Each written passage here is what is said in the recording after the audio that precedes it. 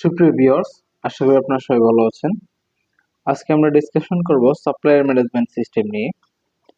একটা garments manufacturing কোম্পানিতে আমরা কিভাবে সাপ্লায়ার ম্যানেজমেন্ট করি এবং অ্যাজ পার কিউএমএস অনুযায়ী সাপ্লায়ারদের সাথে আমরা কিভাবে ডিলিং করব, সাপ্লায়ার সিলেকশন, তারপর সাপ্লায়ার পারফরমেন্স কিভাবে ইভ্যালুয়েশন করব, এই সব কিছু নিয়ে আমরা আজকে ডিসকাশন করব।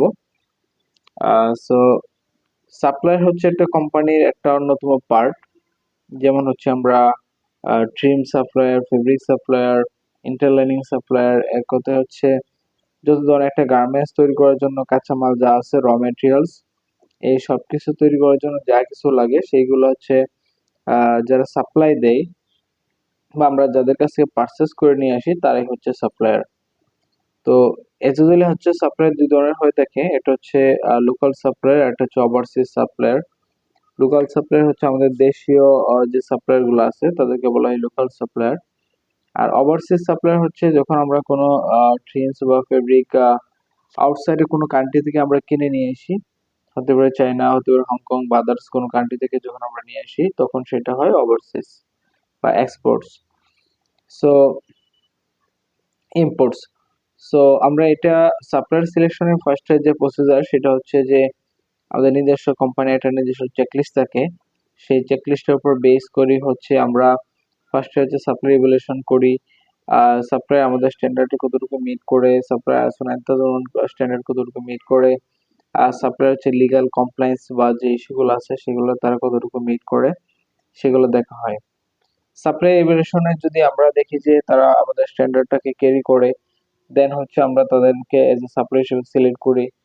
আর যদি কোনো ধরনের মেজর ফাইন্ডিংস থাকে সেই ক্ষেত্রে সাপ্লায়ারকে কাল্টিভেশন প্ল্যান দেওয়ার জন্য একটু সময় দেওয়া হয়।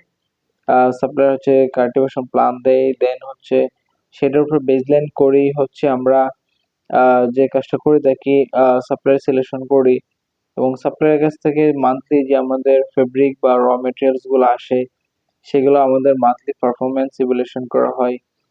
বেসড অন দা সাপ্লায়ার যে র মেটেরিয়ালস পাঠাইছে সেটা কোয়ান্টিটি কতটুকু অ্যাকুরেসি আছে এবং কতটুকু অন টাইম ডেলিভারি দেয় সাপ্লায়ার, তারপর তাদের কোয়ালিটি কেমন, এবং তাদের সাথে রিলেশন কমিউনিকেশন চ্যানেলটা কেমন হয়, এবং তাদের সাথে কতটুকু কস্ট এফেক্টিভ হয়।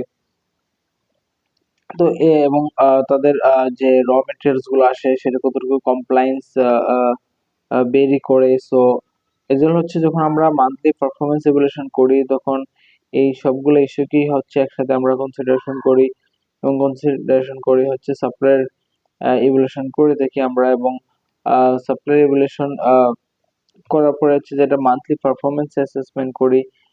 মান্থলি পারফরমেন্সে যদি আমরা সাপ্লায়ারদেরকে A grade, B grade, C grade হিসেবে আমরা তাদেরকে ঘোষণা দিই এবং যদি কোনো ইন্সপেকশন ফেইল হয় কোনো র ম্যাটেরিয়ালস বা কোনো ট্রিমস এর ক্ষেত্রে, সেই ক্ষেত্রে আমরা এসকেলেশন প্রসেস ফলো করি এবং সাপ্লায়ারকে ক্যাপের জন্য তাকে নোটিফাই করা হয়।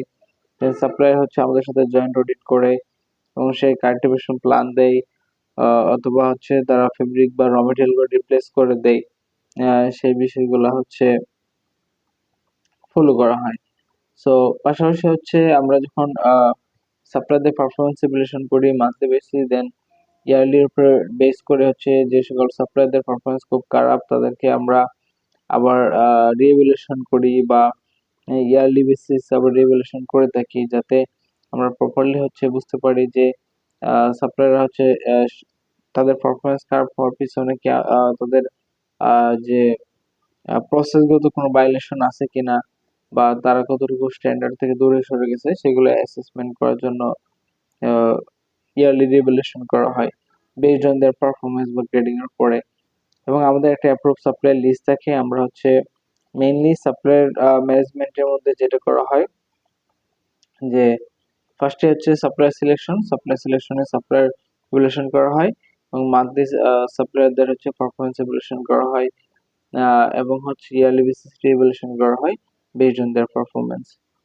সো এটাই ছিল আমাদের সাপ্লায়ার ম্যানেজমেন্টের যে মেইন যে কাজগুলা বা প্রসেস ইনস্ট্রাকশন গুলা। সো এই ছিল আজকে ভিডিও।